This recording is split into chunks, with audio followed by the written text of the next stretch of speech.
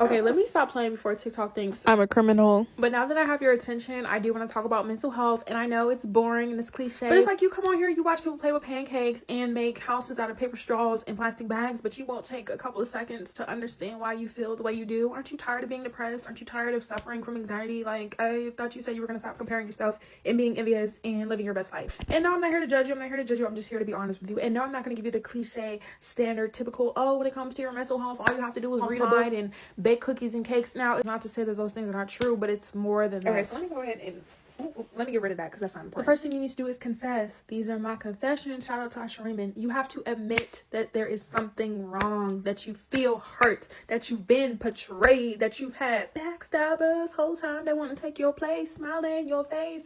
You have to acknowledge that you've been through some type of trials and tribulations, that you experienced some type of adversity, and that it is okay. Why is it okay? Well, because you're a human being. Why else wouldn't it be okay? So the second thing you need to do after that is make a decision. You see, healing is an option, suffering is a choice. You have to commit. So the first thing was admit. The second thing is commit.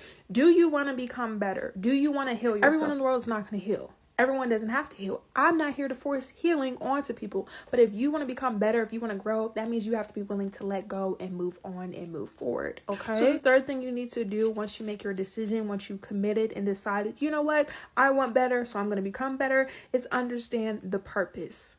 So what is the reasoning for you healing? And this sounds simple and it sounds self-explanatory, but trigger warning, this is going to be very intimate. This is going to be very vulnerable of you. You have to talk about, well, when I was 7 years old, I was touched on inappropriately. Trigger warning. Well, I have to talk about the time I was 20 years old and I got fired from my job and I experienced poverty. Trigger warning. I have to talk about the time where I grew up in a narcissistic and abusive household that was mentally and physically aggressive and assertive towards me. Trigger warning. You have to talk about what has happened to you. So the fourth thing you need to do when it comes to you managing your mental health is confronting how you feel. It is normal for you to cry. It is normal for you to express yourself. It is normal for you to be confused or lost because maybe you're uneducated. Maybe you are naive.